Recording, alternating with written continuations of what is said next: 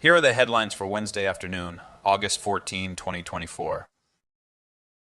A retail apocalypse is gaining momentum all over America. Is your favorite chain closing stores?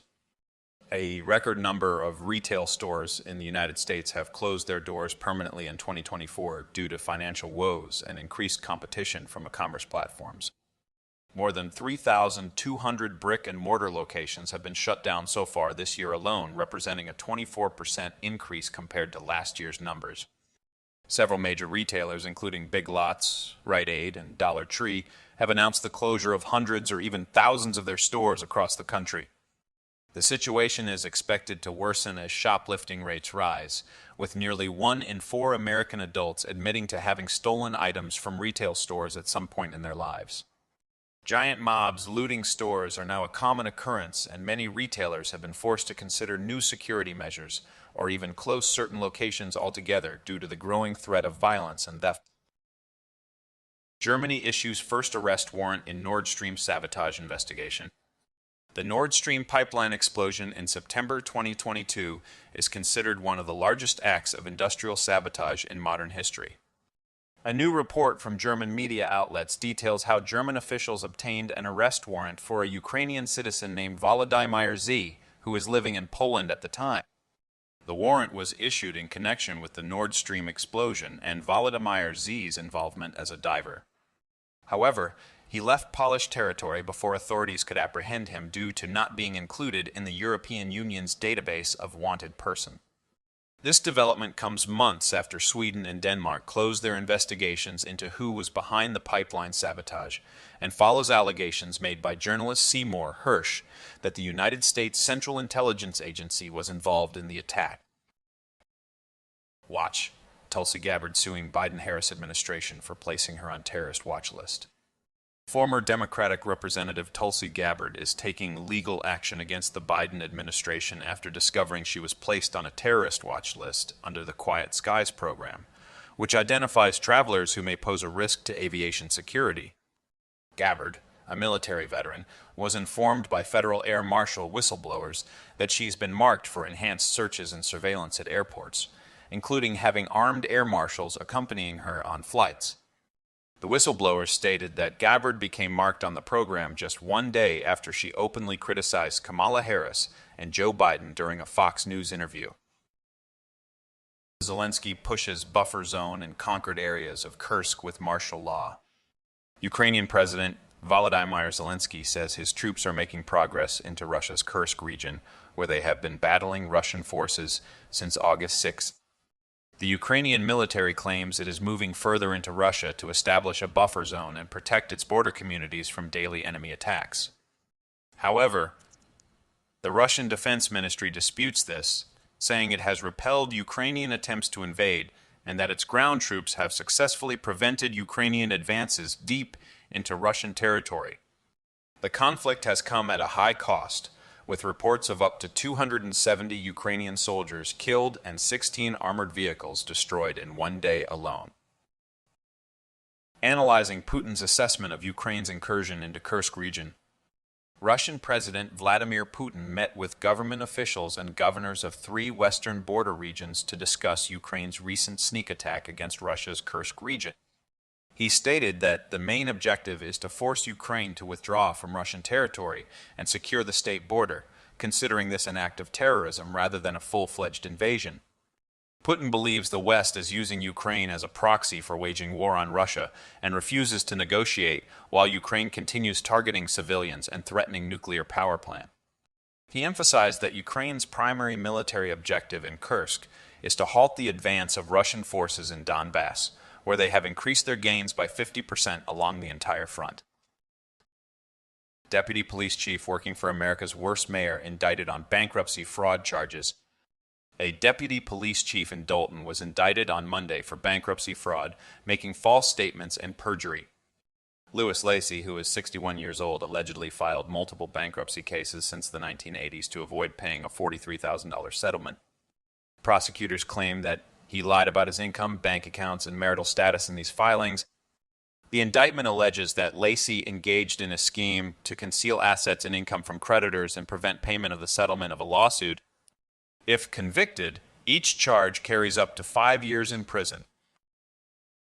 Massive cyber attack cripples Central Bank of Iran. Report: a major cyber attack has targeted the Central Bank of Iran and several other banks, leading to widespread disruptions in the country's banking system. The impact of the attack is far-reaching, suggesting it could be one of the largest cyber attacks on Iran's state infrastructure to date, amid soaring regional tensions with Israel. Iranian officials have not given official confirmation and state media sources remain silent thus far, but many in Iran likely believe that Israeli intelligence is behind the attack. Crypto tumbles as Harris-Biden administration moves another 10,000 Silk Road Bitcoin to Coinbase. The price of Bitcoin fell this morning in reaction to the lackluster Consumer Price Index report and the transfer of 10,000 seized Bitcoin from the Silk Road dark web marketplace to a Coinbase wallet by the United States government. The funds, valued at approximately $593,901, were seized during the Silk Road raid, and it is unclear whether they will be sold or held in custody. This move follows a previous transfer of approximately $2 billion worth of Silk Road Bitcoin in late July. It became necessary to destroy the global economy in order to save it. The global financial system is fragile and dependent on the next dose of stimulus from central banks, which have been propping up asset bubbles since 2009. The Federal Reserve has become addicted to intervention, taking ever larger doses to maintain the high, with each new round of stimulus expanding the economy's dependence on manipulation. The bottom 90% of earners have lost ground as the Fed boosted the wealth of the top 10%, while the real economy became addicted to near-zero interest debt and extreme leverage. As the dose wears off, the stakes increase, leading to catastrophic consequences when the market finally unwinds in a nonlinear and unpredictable fashion, wiping out much of the debt, leverage, and phantom wealth that has been created. Kamala Harris's competency makeover, magic, or media manipulation? The media is creating a narrative that portrays Vice President Kamala Harris as a likable and competent leader, despite her lack of achievements and refusal to take unscripted interviews or questions from the press. This effort is part of a larger attempt by big media and tech companies to create reality and shape public opinion in favor of the Democratic Party. The same outlets that previously praised Joe Biden are now promoting Harris, often using biased polls and puff pieces to make her appear popular and effective. Meanwhile, they downplay or ignore negative stories about Harris and other Democrats, such as the July assassination attempt against former President Donald Trump in Butler, Ohio. New York City migrant crisis to cost staggering $5 billion for shelters, security, and food. New York City's costs to house and feed scores of illegal migrants have likely exceeded $5 billion, according to city data cited by the New York Post, with $2 billion spent on housing alone. Since spring 2022, some 212,000 asylum seekers have flowed through the system, with money spent including $1.98 billion on housing and rent, about $2 billion on services and supplies, nearly $500 million on food and medical costs, and another $500 million on IT, administrative, and other costs. The New York City Police Department has spent $21 million on public safety and security related to the migrants, with Mayor Eric Adams' administration projecting that the cost could double, hitting $10 billion over a 3-year period ending June 30, 2025. Make America Socialist. Kamala Harris chose Tim Walz as her running mate for the presidency, despite his radical views and actions as governor of Minnesota. During the CEO COVID-19 pandemic, Walz enforced strict mask mandates, vaccine requirements, and lockdown rules, and even set up a hotline for citizens to report neighbors who were not complying. He also replaced the state flag with a new design that resembles the national flag of Somalia, which has a large population in Minnesota due to Obama's immigration policies. Additionally, Walz supports late-term abortion, lied about his military record, and made Minnesota a trans sanctuary state, allowing minors to undergo genital mutilation without parental consent. The Democrats are trying to portray Walz as a moderate, but his actions suggest otherwise.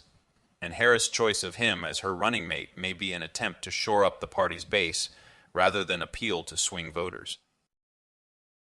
Mars candy bars to buy cheese at maker Kellanova in largest packaged food deal in a decade. Mars Incorporated, the family-owned snack giant, agreed to purchase Kellanova, a food maker behind popular brands such as Pringles, Cheez-It, and Pop-Tarts, for approximately $29 billion. The acquisition represents one of the largest mergers and acquisitions deals this year, second only to Capital One Financial's $35 billion agreement to purchase Discover Financial Services in February. Mars will pay $83.50 per share in cash for all outstanding equity of Kellanova, marking a total enterprise value of $35.9 billion. Transitioning from a seller's market to a buyer's market, the United States producer price inflation was soft in July, with both headline and core PPI inflation coming in below expectation. The benign report added to the case for investors betting on lower interest rates from September onwards, leading to stocks ending the U.S. session firmly higher and bond yields falling. The dollar also softened while optimism among small businesses surged to a two-year high in July, driven by expectations of an improving economy. However, this optimism may have waned by the time the August survey is conducted, as businesses are increasingly concerned about softening demand amid persistent input price pressures. United States approves $20 billion in weapons sales to Israel as wider war looms. The United States is set to provide Israel with over $20 billion in military aid through the sale of advanced fighter jets, missiles, vehicles, and mortar rounds. This comes after the State Department already provided Israel with $3.5 billion in annual foreign aid.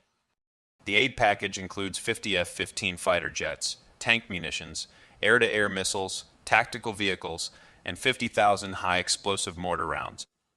Critics argue that this aid contributes to human rights abuses in Gaza, where nearly 40,000 Palestinians have been killed since the war began last October.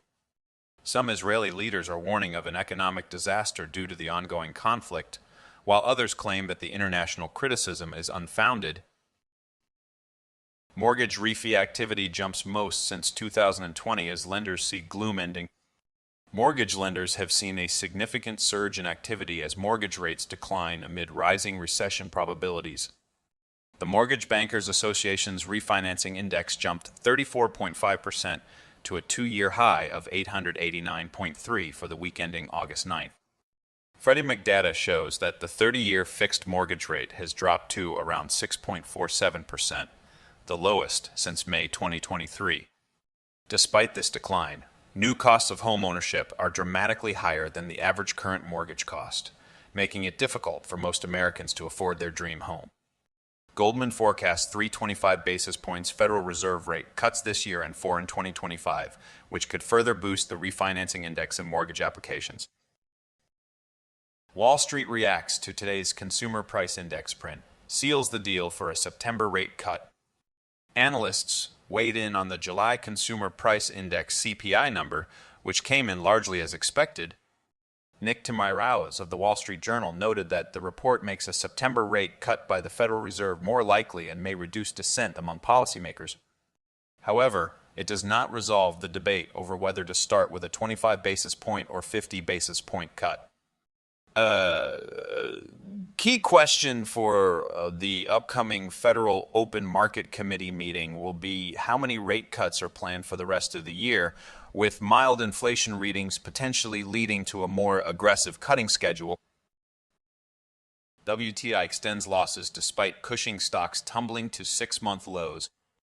Oil prices have fallen following lower bond yields, Bitcoin, and big cap stocks after the Consumer Price Index CPI reading, erasing small gains overnight.